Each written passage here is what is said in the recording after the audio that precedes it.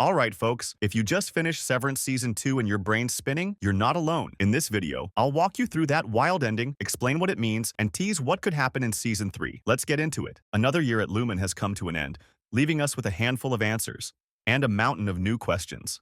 Season 2 reaches its climax with a tense standoff between Outie Mark Scout and his severed self, Mark S. Now that Outie Mark knows his wife Gemma is alive, living inside Lumon as Ms. Casey, he begs Mark S. to help rescue her from the testing floor.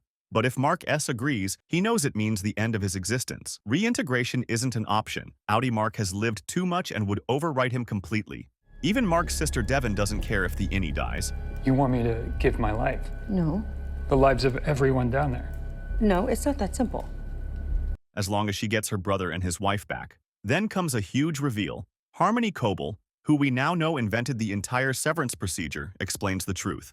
Mark's final project, Cold Harbor, has been refining and reshaping the emotions of Gemma.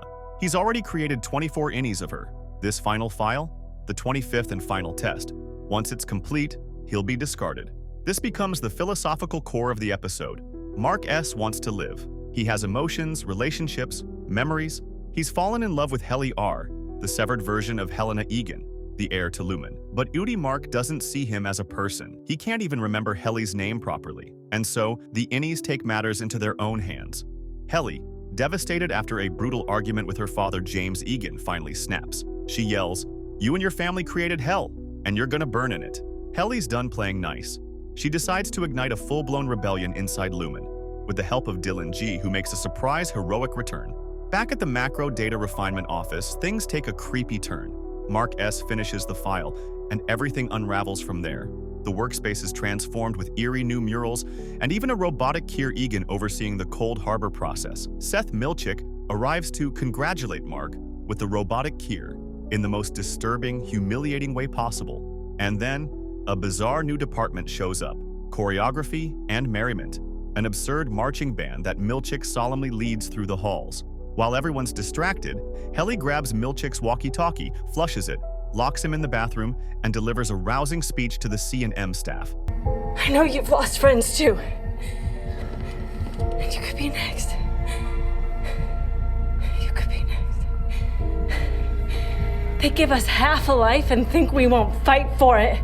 Meanwhile, Mark rushes through Lumon's eerie hallways and stumbles upon Drummond, performing a twisted occult ritual alongside Lorne.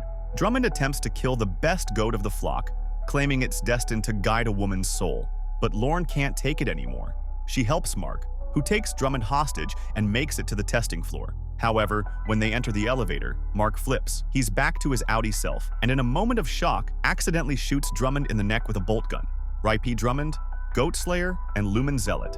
Now covered in blood, Mark reaches the Cold Harbor room where Gemma, dressed in the clothes she wore before she was severed, is calmly dismantling a crib, a symbol of her emotional trauma from multiple miscarriages. Mark appears. Despite the severance barrier still holding, Gemma trusts him and takes his hand. They run. Alarms are blaring. They toss Drummond's body out of the way, and then the chips flip again. Now it's Innie Mark and Ms. Casey awkwardly standing together. Mark S. guides Ms. Casey, Gemma, to the stairwell door. She passes through and becomes herself again. But Mark hesitates. If he follows her, he'll disappear forever. That's when Helly appears at the end of the flashing red hallway. Is it Helly R? Or has Helena Egan taken control again? Mark makes his decision. He runs toward Helly, leaving Gemma behind. Like a twisted retelling of the myth of Orpheus and Eurydice, Gemma returns to the world of the living, while Mark S. vanishes back into Lumon's hell. Unanswered questions and Season 3. Did Gemma escape? Or will Lumon capture her?